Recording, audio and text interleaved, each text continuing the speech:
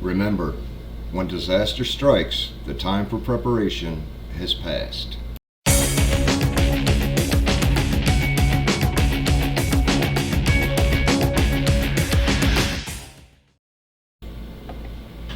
Welcome to the Opinionated Prepper. I'm Steve. And I'm wondering, what gets your motor running? What gets your juices flowing? What causes you to do what you do? For what reason do you prep? A lot of people have a lot of different reasons. I used to like watching that old show Doomsday Preppers. You know, a lot of people just point and laugh and stuff like that. And, you know, if you come back 10 years into the future, 15 years into the future, you see a whole lot of them weren't too far off. You know, we're in a bad spot. I wonder if they're still prepping for it. And I wonder if they're laughing and saying, ha, see, I told you so. I know I'd be. I saw one about this chick that said she was worried about an endemic, a worldwide pandemic that went through and wiped everything out, and she wouldn't let people in unless they went through plastic, shut everything, sanitized, deodorized, and everything else. She gave gift packages of Lysol and rubber gloves and face masks and little Tyvek suits to her next door neighbors who probably thought that she chewed too much peyote. But I wonder what they're doing now. You know, I sat there, I was going to do the regular mumbo jumbo, you know, Dr. Jill Biden got COVID, and I'm wondering why they're telling us, you know, what does it matter? Are they using that for a reason for all of the regulations and stuff, saying, haha, see, there's proof? I don't care. You know, but I was going to do United Airlines. I'll touch on that a little bit. There's no flights going out. They say that they have a problem. I don't know if somebody hit Control-Alt-Delete, but they might need to unplug it and turn it back on. I don't know. You know, and then banks are coming. I read an article, which I thought was pretty coincidental. I don't believe in coincidences, but I read an article about the banks having $3.3 trillion stashed away in cash because they know what's coming and they want to remain solvent. They don't want to go under, anything like that. But shortly after, I was watching a video, and it was the Economic Ninja, and he got a leak from a guy that's close friends with a guy that's high up in a bank for however long. If you want to know about it, check his channel out. You know, but the emails that he read, that he got a screenshot of, they coincided with that article that I read. You know, so I found it pretty interesting. What a coinky dink, right? You know, and then another video that I watch in between my chores was Neil McCoy Ward, and he does an excellent job. I suggest you subscribe to him, or at least go check out a few of his videos, see what he's about if you don't do it now. He did one, I can't remember exactly what it's called, but it's 20 countries banning the export of food. And he goes in and talks about what food we're seeing a shortage of now, what food we'll see in the future, what food we saw in the last few years, what a food shortage actually might look like, what inflation actually does look like. And it's pretty good. And if I can find it, I'll leave a link in the description. But one that I'm going to leave a link for is really the main reason I do what I do. And I'd like to know what causes you to do what you do. If you would, leave it down in the comments. Let me know, you know, what you think is going on. Maybe kind of a spin-off to the Doomsday Prepper. You know, let me know what you think is going on, what you're afraid of, what you think is going to manifest and go farther and farther into this, and if you think 2030 is a big deal or not. Let's get a conversation going. While you're leaving the comment, do me a favor and like and share and subscribe and yada yada. Go through the motions, you know, like a good programmed robot. Click, click, click. Because you see, that's actually a good thing. You're not helping the powers that be. You're helping the powers that me. And I would appreciate it greatly. But I digress. The reason that I do what I do, the reason that I'm I'm stocking up and I'm preparing. You know, a lot of people kind of have this reason, but people have different reasons for different things. You hear somebody say, well, I'm learning to grow gardens and everything because I think with inflation and with supply shortages and with Black Sea grain deals going bust and with them selling to different countries and with money going bust and everything, that we're not going to have food, or that everything is becoming synthetic and GMO'd and all of that stuff, and I want more healthy food. You know, so I'm growing and I'm doing all of that. I'm raising my own livestock. I'm homesteading to get off the grid so I don't have to depend on them. That's a good thing. I admire that.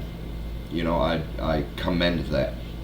And then there's other people that are bunker dwellers, and there's, nope, it's all going to go sideways, and I'm having, you know, 5,000 25-year buckets going on, and I won't have to come out of my bunker until the year 2957. Okay, you do what you do. You know, that's good. Me, I'm drawn to that. That's what gets me humming. The Grand Solar Minimum, if you've heard about it, if you haven't heard about it, but that is why I do what I do. You know, I truly, honestly think that since about 1964 or so, when NASA, wasn't NASA back then, but NASA, when we shot the Nimbus satellite up and we started recording, having sun data and everything, going on to the data that they've been recording since 1670, 1720, hell, I don't know, I'm not great with numbers, but still, that. And then you see stories come out, and during the 70s, everything was about global cooling. And all of the indicators that they had was global cooling. And then it switched to global warming because man had such a huge impact on chlorofluorocarbons and aerosol hairspray. The big hair in the 80s did us in. We all gonna die. So it switched to global warming. I think they had it right in the first place, but they were kind of shut up. I believe that when they started seeing the data and going back to past data, and because of that data being able to make a history and a pattern, they saw that a global minimum was coming, and it was coming hard and coming fast, and that's when everything started to go up. They don't want to panic the public, just like a leaked bank article or a phone call or something back in November, where one bank executive was saying, we're in a whole lot of trouble, banks are going down the toilet, but we have to keep this information from the public lest they panic. I think it was like that with the Grand Solar Minimum, and they have been trying to engineer it to find ways for us to exist in this. Now, if you don't think it's such a big deal, you remember the year 1812. It'll be different all over the world, but for the United States, they'll think, yeah, that's the one with the war, right? I don't know, who'd we fight again? Poland? You know, all we really hear about is the war, the continued war between England and the United States, you know, and that set our independence. But you may not have heard of things like the New Madrid quakes, where thousands of quakes went off in that year of 1811, 1812. There were three, like 7.1, 7.7, 8 point something, 7.8, that although it's in the Mississippi River Valley and in Boot Hill, Missouri, and in the little kind of delta right there, James and Dolly Madison felt it sitting in the White House. And it's kind of funny, right around the time White House burnt to the ground, but that was because of a war, right? Gee. Church bells went off in Boston. You know, and that was just us. And then right after 1812, after these thousands of earthquakes all over the country, you got Manifest Destiny. You know, and it took like 6 some odd years or something like that after Lewis and Clark's expedition, and You know, you had the Louisiana Purchase right before that, which is funny because the land that we bought, Lewis and Clark didn't go through that land to explore that land. They went above that land. But you have things like in Venezuela, there was a huge uprising. They kicked out the Jesuits. Russia, Ukraine, India, Greenland, everything, all over the place. The Great Potato Famine in Ireland, it was all in the same years. And it was all around between 1810, 1813.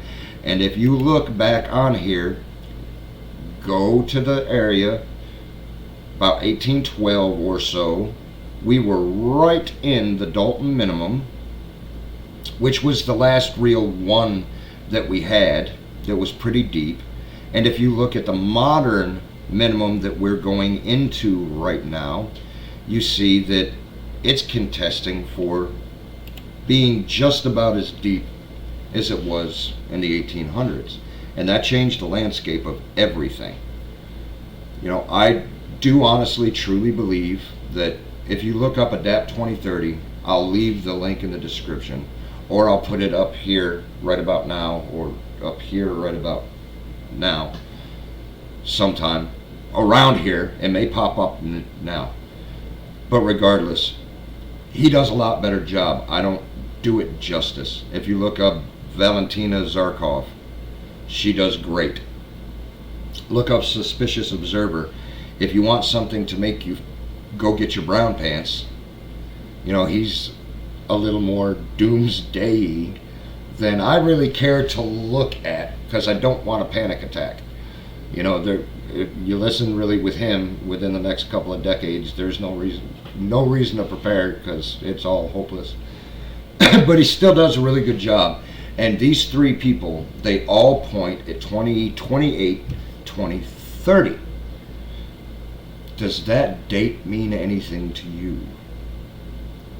Me, in my opinion, I think that 99% of this stuff, whether it be conflicts going on in the East, or whether it be sniffles that are going on globally, or whether it be people fighting over Democrat or Republican, or chunky or creamy, or Pepsi or Coke, or straight or the other way, whether it be a huge divided nation or anything like that, it's all meant to go around.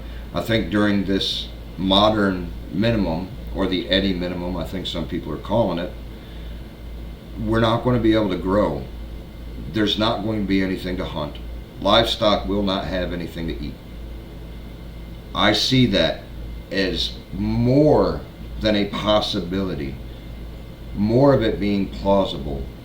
As the years progress and I see less and less being harvested, and I see more and more excuses of why shelves are getting bare, it's becoming a realization. If you look into most of those minimums, you'll see that there's a lot of earthquakes and a lot of volcanoes. Well, volcanoes cause acid rain. You look back in the 1600s, we've all heard about the Black Death, but we didn't hear about Year Without a Summer in school. We didn't hear about huge famines going all over the place, and if we did, it was attributed to the plague. You know, we didn't hear about most of the stuff. We didn't hear about a mysterious volcano that erupted, that they don't know where it was or how big it was, but they know it was big, and it triggered off a series, 7, 8, 9, within a couple of years, of big volcanoes. Kind of like the Hunga Tonga. You know, we've seen an uptick in earthquakes. We've seen an uptick across the world. Seen an uptick in volcanoes, especially this last year. And it's supposed to get worse and worse and worse as the sun goes to sleep and takes a little nap for a while. Now, ADAPT 2030, he goes in and he's talking about the 4 big gravitational giants out in the solar system, and they're about to box us in starting next year. And that hasn't happened since 79 AD, and there was a lot in 79 AD that happened too. You know, but you look in 1812, you'll be very surprised. I knew stuff that was going on here, but I didn't really researched the entire world of tsunamis in Japan and what might have caused that, and I knew where we got the term thug from, but I didn't know it was all about that time in India under British rule. I didn't really know anything about Ukraine, what was going on in Russia. Didn't know about Jesuits being kicked out of Venezuela. I didn't know about all of that stuff, and I've learned about it, but I still haven't learned about much. But all of that is what's fueling my fire, because I think if you have contaminated groundwater, you have earthquakes, you have droughts in big areas and deluges in other areas. Do you see that happening anywhere? And the crop loss and everything. You're not going to be able to grow, and all of the water that you have to drink is going to be very precious. So if you have a lot of garden, you may not be able to water it, you may not have the nutrients, or natural disasters may come and wipe it out. Even if you do get all of that stuff, you're going to need water to be able to prepare it, just like you are dried this and dried that. That's why my prepping style, while I'm growing a garden, while I can, and all of that, is to get as much of the already prepared that you can eat cold out of a can, with the sauces and the juices and the water and everything already in it. Because then all I have to do is set a can in a fire. I don't have to take some of the precious water and dedicate that to cooking. I can use that for drinking and to give to my animals. And then I can, the whole family, wash in dedicated water. That gray water can wash clothes, it can water the plants if it needs to. All of that stuff. Aquaponics going in, when it comes to inside growing, because I don't think much is going to be grown outside. That's what my prepping style is. A lot of people may not agree with that. A lot of people say you just need to separate yourself. Okay, that's all well and good, but I live in Tornado Alley. We get some real hot sun.